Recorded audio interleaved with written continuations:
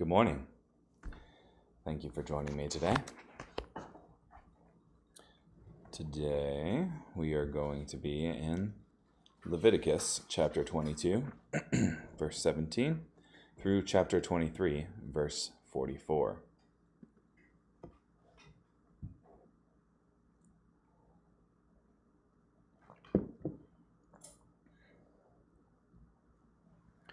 The Lord spoke to Moses, "Speak to Aaron, his sons, and all the Israelites, and tell them, when any man from the house of Israel or from the foreigners in Israel presents his offering for any of the votive or freewill offerings, which they present to the Lord as a burnt offering, it is to be acceptable for your benefit. If it is to be acceptable for your benefit, it must be a flawless male from the cattle, sheep, or goats. You must not present anything that has a flaw, because it will not be acceptable for your benefit. If a man presents a peace offering sacrifice to the Lord for a special votive offering, or for a free will offering from the herd or the flock, it must be flawless to be acceptable. It must have no flaw. You must not present to the Lord something blind, or with a broken bone, or mutilated, or with a running sore, or with a festering eruption, or with a feverish rash. You must not give any of these as a gift on the altar to the Lord. As for an ox or a sheep with a limb too long or stunted, you may present it as a freewill offering, but it will not be acceptable for a votive offering. You must not present to the Lord something with testicles that are bruised, crushed, torn, or cut off. You must not do this in your land. Even from a foreigner, you must not present the food of your God from such animals as these, for they are ruined and flawed. They will not be acceptable for your benefit. The Lord spoke to Moses, when an ox, lamb, or goat is born, it must be under the care of its mother 7 days. But from the 8th day onward it will be acceptable as an offering gift to the Lord. You must not slaughter an ox or a sheep and its young on the same day. When you sacrifice a thanksgiving offering to the Lord, you must sacrifice it so that it is acceptable for your benefit. On that very day it must be eaten. You must not leave any part of it over until morning. I am the Lord. You must be sure to do my commandments. I am the Lord. You must not profane my holy name, and I will be sanctified in the midst of the Israelites. I am the Lord who sanctifies you, the one who brought you out from the land of Egypt, to be your God. I am the Lord. The Lord spoke to Moses, "Speak to the Israelites and tell them, these are the Lord's appointed times, which you must proclaim as holy assemblies, my appointed times. 6 days work may be done, but on the 7th day there must be a Sabbath of complete rest, a holy assembly. You must not do any work. It is the Sabbath to the Lord in all the places where you live. These are the Lord's appointed times, holy assemblies, which you must proclaim at their appointed time. In the first month, on the 14th day of the month at twilight, is a Passover offering to the Lord. Then on the 15th day of the same month will be the festival of unleavened bread to the Lord. 7 days you must eat unleavened bread. On the first day there will be a holy assembly for you. You must not do any regular work. You must present a gift to the Lord for 7 days, and the 7th day is a holy assembly. You must not do any regular work. The Lord spoke to Moses, "Speak to the Israelites and tell them, when you enter the land that I am about to give to you, and you gather in its harvest, then you must bring the sheaf of the first portion of your harvest to the priest, and you must wave the sheaf before the Lord to be accepted for your benefit. On the day after the Sabbath, the priest is to wave it. On the day you wave the sheaf, you must also offer a flawless yearling lamb for a burnt offering to the Lord, along with its grain offering, 2/10 of an ephah of choice wheat flour, mixed with olive oil as a gift to the Lord, a soothing aroma, and its drink offering, 1/4 of a hin of wine. You must not eat bread, roasted grain, or fresh grain until this very day, until you bring the offering of your God. This is a perpetual statute throughout your generations in all the places where you live. You must count for yourselves 7 weeks from the day after the Sabbath. From the day you bring the wave offering sheaf, they must be complete weeks. You must count 50 days, until the day after the 7th Sabbath, and then you must present a new grain offering to the Lord. From the places where you live, you must bring 2 loaves of bread for a wave offering. They must be made from 2/10 of an ephah of fine wheat flour, baked with yeast, as firstfruits to the Lord. Along with the loaves of bread, you must also present 7 flawless yearling lambs, 1 young bull, and 2 rams. They are to be a burnt offering to the Lord, along with their grain offering and drink offerings. a gift of a soothing aroma to the Lord. You must also offer 1 male goat for a sin offering, and 2 yearling lambs for a peace offering sacrifice. And the priest is to wave them, the 2 lambs, along with the bread of the first fruits, as a wave offering before the Lord. They will be holy to the Lord for the priest. On this very day you must proclaim an assembly. It is to be a holy assembly for you. You must not do any regular work. This is a perpetual statute in all the places where you live throughout your generations. When you gather in the harvest of your land, you must not completely harvest the corner of your field, and you must not gather up the gleanings of your harvest. You must leave them for the poor and the foreigner. I am the Lord your God. The Lord spoke to Moses. Tell the Israelites, in the 7th month, on the 1st day of the month, you must have a complete rest, a memorial announced by loud horn blasts, a holy assembly. You must not do any regular work, but you must present a gift to the Lord. The Lord spoke to Moses. The 10th day of the 7th month is the Day of Atonement. It is to be a holy assembly for you, and you must humble yourselves and present a gift to the Lord. You must not do any work on this particular day, because it is a day of atonement, to make atonement for yourselves before the Lord your God. Indeed, any person who does not behave with humility on this particular day will be cut off from his people. As for any person who does any work on this particular day, I will exterminate that person from the midst of his people. You must not do any work. This is a perpetual statute throughout your generations and all the places where you live.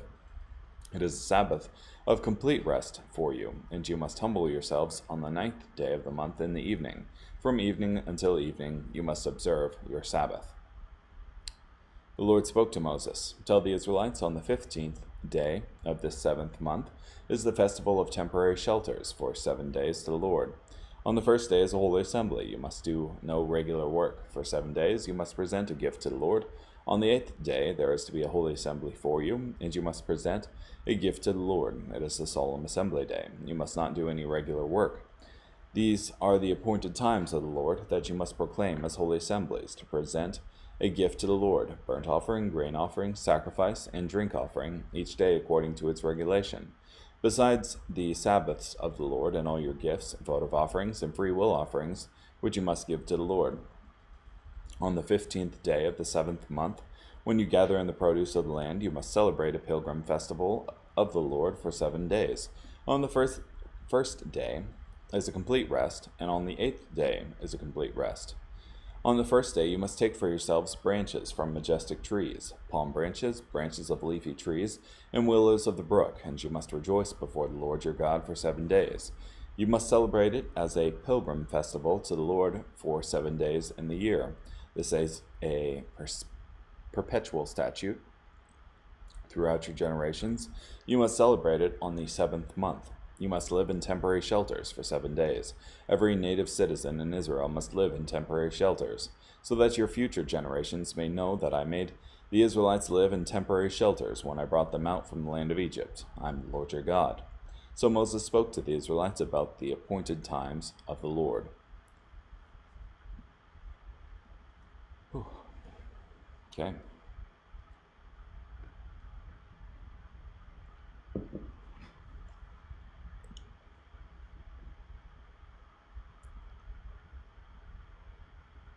Yeah. You have this feast of booths or temporary shelters that the Lord is proclaiming for the Israelites to follow. And just from the perspective of the Israelites at the time, that's all they're doing is living in temporary shelters. But it's for their children after them.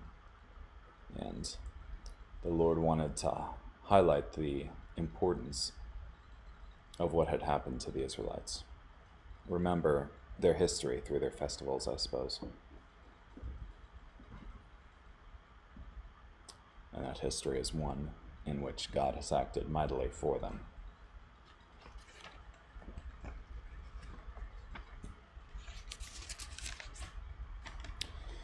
Mark chapter 9, verse 30 through chapter 10, verse 12.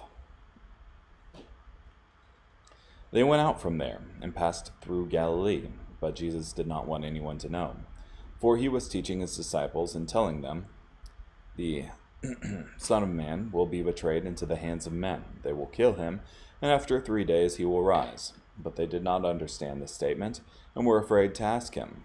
Then they came to Capernaum. After Jesus was inside the house, he asked them, what were you discussing on the way?" But they were silent, for on the way they had argued with one another about who was the greatest. After he sat down, he called the 12 and said to them, "If anyone wants to be first, he must be last of all, and servant of all." He took a little child and had him stand among them. Taking him in his arms, he said to them, "Whoever welcomes one of these little children in my name welcomes me. And whoever welcomes me does not welcome me, but the one who sent me." John said to him, "Teacher, we saw someone casting out demons in your name, and we tried to stop him because he was not following us." But Jesus said, "Do not stop him, because no one who does a miracle in my name will be able soon afterward to say anything bad about me. For whoever is not against us is for us. For I tell you the truth, whoever gives you a cup of water because you bear Christ's name will never lose his reward. If anyone causes one of these little ones who believe in me to sin, it would be better for him to have a huge millstone tied around his neck and be thrown into the sea. If your hand causes you to sin, cut it off. It is better for you to enter into life crippled than to have 2 hands and go into hell, to the unquenchable fire. If your foot causes you to sin, cut it off. It is better to enter life lame than to have 2 feet and be thrown into hell. If your eye causes you to sin, tear it out. It is better to enter into the kingdom of God with 1 eye than to have 2 eyes and be thrown into hell, where their worm never dies and the fire is never quenched.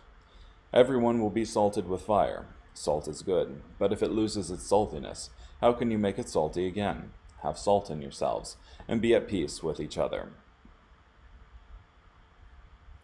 Then Jesus left that place and went to the region of Judea and beyond the Jordan River. Again, crowds gathered to him, and again, as was his custom, he taught them. Then some Pharisees came, and to test him they asked, "Is it lawful for a man to divorce his wife?" He answered them, "What did Moses command you?" They said, "Moses permitted a man to write a certificate of dismissal and to divorce her." But Jesus said to them, "He wrote this commandment for you because of your hard hearts.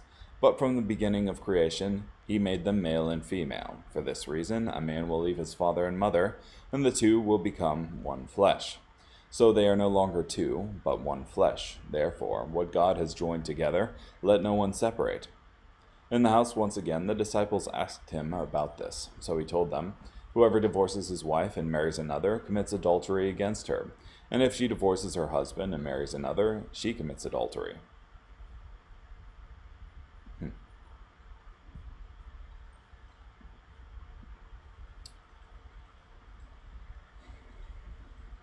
Yeah, so we've got this teaching of Jesus in the end of Mark chapter 9, where he talks about cutting off hands, feet, and plucking out eyes.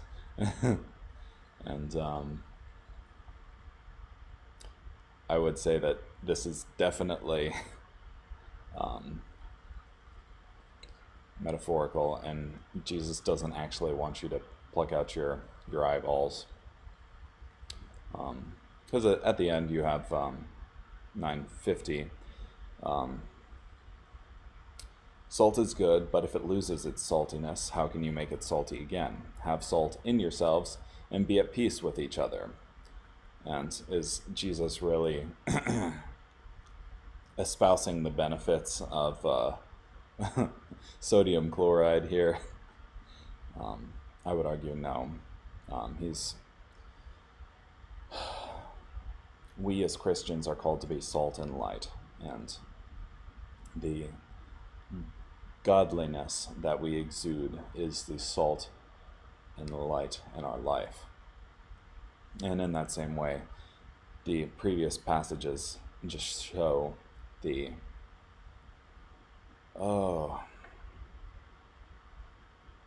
how bad sin is and how much we should avoid it.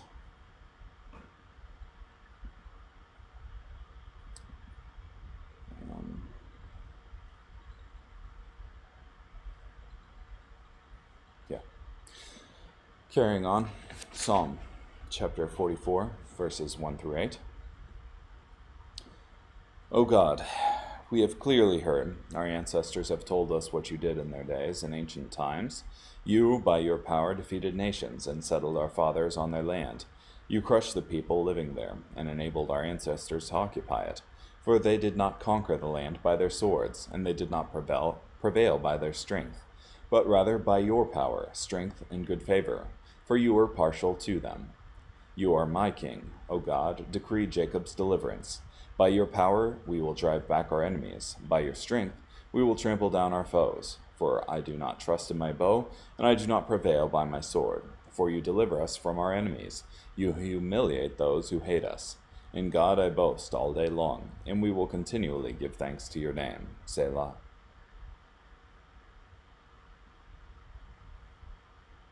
Yeah, and going back on the previous thing about Israel needing to remember their history, this is why. It's by God's power.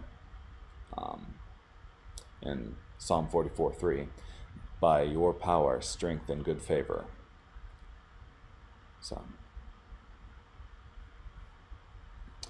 and finally, Proverbs chapter 10, verse 19. When words abound, transgression is inevitable, but the one who restrains his words is wise. Yep. So, let our words be few. That whole James thing of be quick to hear, slow to speak, and slow to anger. For the anger of man does not accomplish the righteousness of God. Cool. Well, thank you so much for joining me today. Hope you have a great day. Bye.